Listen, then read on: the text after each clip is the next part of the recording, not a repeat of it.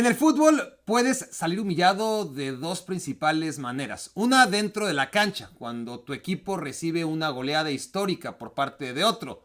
La otra es en los despachos, cuando un equipo baila sabroso a otro equipo a la hora de venderle a un futbolista. De este tipo de abusos vamos a hablar a continuación. Los crímenes perfectos.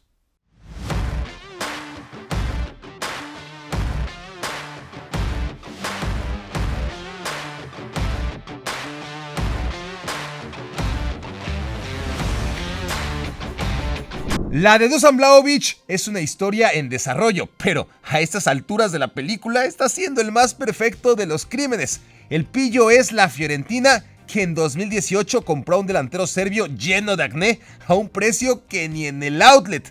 3 millones de euros. El ex del Partizan eventualmente traicionó, como tantos otros antes que él, al color violeta para ponerse rayas blanquinegras.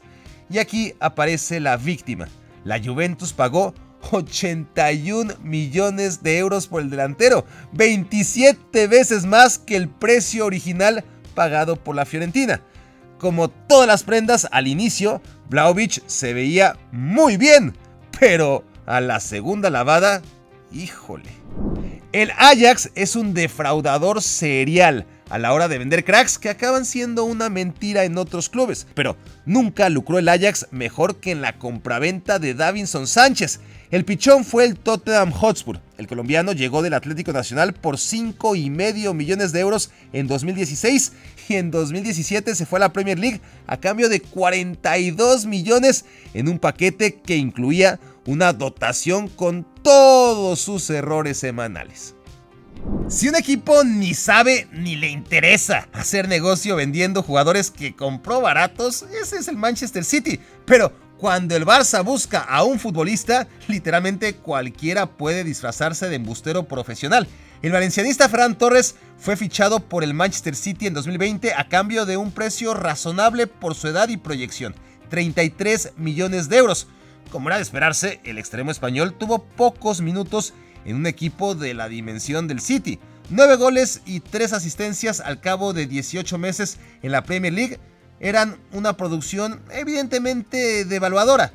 El valor de Ferran en el mercado estaba a la baja, pero el Barça, que supuestamente no tenía dinero, lo encargó en 55 millones. El Manchester City lo había comprado un año y medio antes, 22 millones más barato. El fichaje de Thomas Lemar significó un antes y un después en el rol del Atlético de Madrid en la cadena alimenticia. Pasó de presa a depredador en el mercado. Luego de jugar 2 finales de la Champions League, el pequeño equipo que para sobrevivir tenía que vender a los grandes tiburones europeos a sus carnadas David De Gea, Fernando Torres, Sergio Agüero, Radamel Falcao, Diego Costa, Arda Turán, ahora podía permitirse el desembolso de 72 millones en Thomas Lemar, puro caviar del Mónaco a los 22 años. Lemar no era canterano del cuadro monegasco, lo habían traído del Cannes en 2014 a cambio de 4 millones de euros. En 3 temporadas su valor se multiplicó por 18, pero en el Atlético después de ya 5 años, ni fu ni fa. Quedémonos con aquel Mónaco campeón de Francia en 2017 y semifinalista de la Champions League, cuyos jugadores acabaron en los grandes de Europa. Algunos triunfaron como Kylian Mbappé, Bernardo Silva y Fabinho, otros no tanto como el mencionado Thomas Lemar. Benjamín Mendy fue un lamentable fiasco, pero por motivos extracancha. En el caso de Timo Bakayoko, ese sí que hizo honor a su nombre, un Timo. El contención de aquel Mónaco legendario llegó en 2014 igual que Lemar, solo que Bakayoko venía del Rennes y costó 8 millones de euros. Vendido al Mónaco en 8 millones y que 3 años después se fue al Chelsea por el quíntuple. Ay, el Chelsea. 6 años después no puede sacárselo de encima. Lo cedió al Milan y no sirvió. De vuelta al Mónaco en condición de préstamo y nada. Luego se lo prestaron al Napoli. Otra vez al Milan, donde esta temporada ha jugado la mágica suma de 38 minutos y no por estar lesionado, solo porque el chico que el Mónaco vendió al Chelsea por 40 millones de euros resultó que no sabe jugar al fútbol. Para completar la trilogía de atracos del Mónaco, hablemos ahora de Anthony Martial, en su caso la gran figura del equipo antes de su época dorada. Martial era un joven canterano de Lyon que en 2013 el Mónaco se llevó por 5 millones de euros. 2 temporadas después, el Manchester United pagó 12 veces más, 60 millones, y lo convirtió en el segundo fichaje más caro de su historia, solo debajo de Ángel Di María. En 8 larguísimos años, Martial ha tenido sus chispazos en el United, pero en términos generales resultó un fiasco monumental. Cuando en 2021 el Brighton le pagó al Getafe 18 millones de euros por Marco Cucurella, un lateral tan cumplidor como limitado, parecía que se había vuelto loco, pero bueno, cosas de los ingleses que no saben cómo gastar su dinero, pensábamos. ¿Quién iba a decirnos que ese mismo jugador, solo un año después, se iba a ir ya no por 18 millones, sino por 65 al Chelsea? Cucurella se convirtió en el lateral izquierdo más caro de todos los tiempos y el segundo más caro tomando en cuenta también a los laterales derechos, solo porque Achraf Hakimi le costó 2,5 millones más al Paris Saint-Germain. Pero bueno, no diré más por respeto a las greñas, esas sí muy buenas, que se carga el futbolista español. Ahora es muy fácil decir que al Tottenham Hotspur el Lyon le vio la cara de imbécil. Ahora es fácil porque estamos en 2023, pero en 2019 fichar a Tanguy Ndombele por 62 millones de euros parecía una brillante idea digna de aplausos. Debemos contextualizar que el de mediocampista francés no solamente sigue siendo el fichaje más caro en la historia del Tottenham, sino que por mucho tiempo el equipo londinense no gastó nada en refuerzos. El equipo de Pochettino competía con lo que tenía y mantener en su plantel cada temporada a Harry Kane, a Heung-min Son, a Dele Alli y a Christian Eriksen era el esfuerzo económico anual con el que todos debían darse por satisfechos.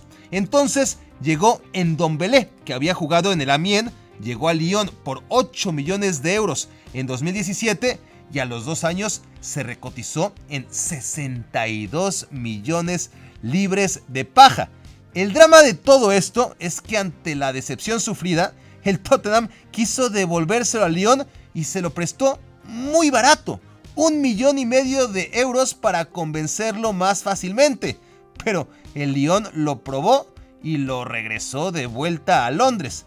El Tottenham rebajó todavía más el precio de renta en Ndombele a solo $0,5 millón de euros. Y solo bajo tan favorables condiciones levantó la mano el Napoli, pero no luce nada entusiasmado por quedarse. El único consuelo del Tottenham con el fiasco en Ndombele es que sus archienemigos del Arsenal no pueden reírse muy fuerte porque les pasó igualito en 2019 con otro espejito made in Francia llamado Nicolas Pepe. La diferencia es que este es delantero, por lo que salió todavía más caro, 80 millones de euros. El Lille compró a Pepe procedente del Angers 2 años antes, costó 18 millones de euros por entonces. Como en el caso de Ndombele, los equipos franceses ya saben cómo operar. La regla de oro es no guardarse la mercancía más de 2 años a riesgo que el cliente descubra la estafa. Por eso, tras la segunda temporada, el Lille aceptó la muy generosa oferta del Arsenal por su goleador.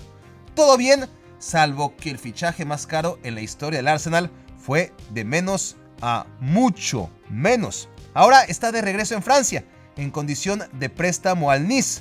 Y no, Pepe no ha despertado ni siquiera en la Liga.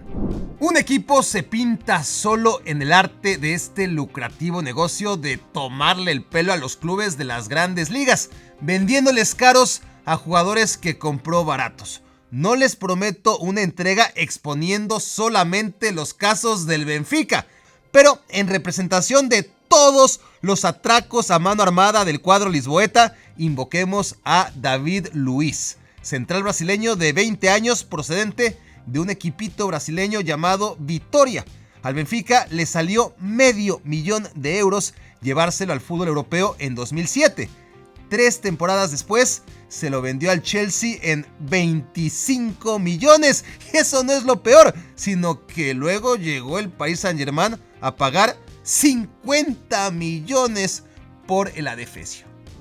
Fichar por 20,5 millones de euros a un joven de 17 años que ni siquiera había debutado como profesional fue una apuesta muy loca del Borussia Dortmund, porque encima el tal Jadon Sancho, del que tantas maravillas hablaban, era inglés, con el trabajo que les cuesta a estos jugadores adaptarse al extranjero. Pero bueno, el Dortmund casi siempre sabe lo que hace, y Sancho muy pronto se cotizó en más de 100 millones de euros.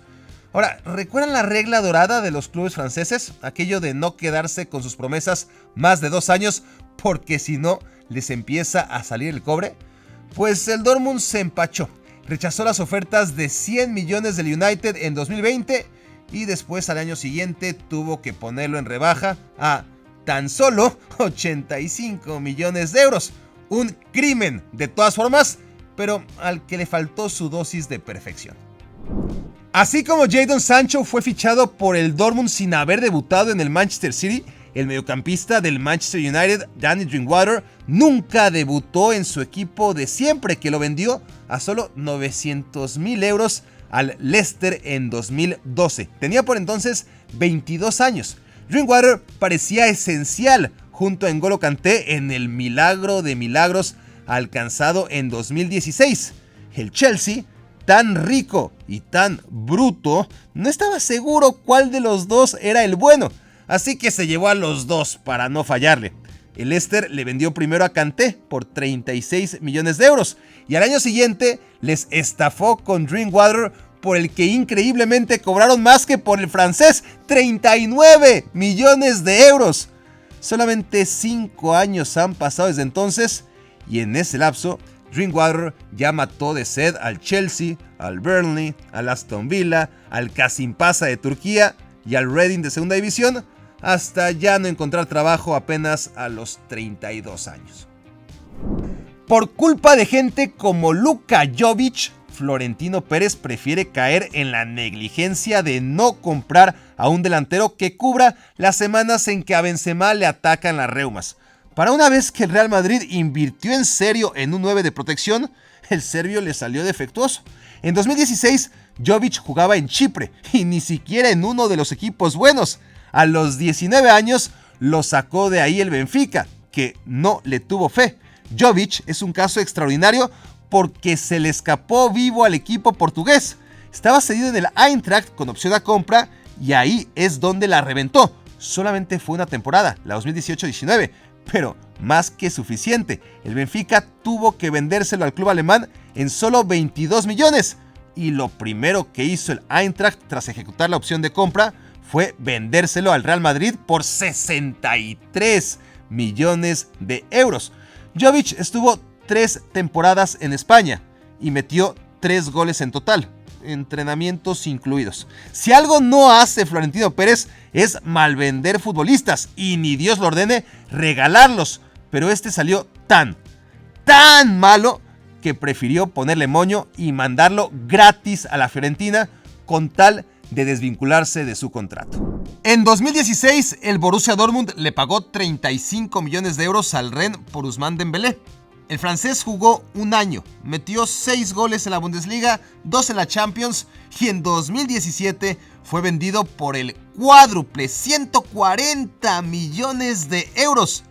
Hasta hoy, Dembélé es el segundo jugador más caro de todos los tiempos.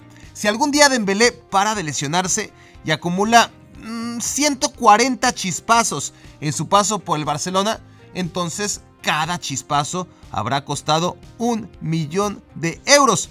Pero haciendo cuentas, ahora mismo la amortización ha salido más o menos de a 8 millones de euros por cada esporádico ataque de creatividad o brillantez, diluidos entre lesiones y más lesiones. Esos filósofos que recitan aquello que el gol es lo más caro en el fútbol, mienten. Las fallas salen mucho más caras que los goles, sobre todo si vienen de los pies de un jugador que costó lo de Gonzalo Higuaín.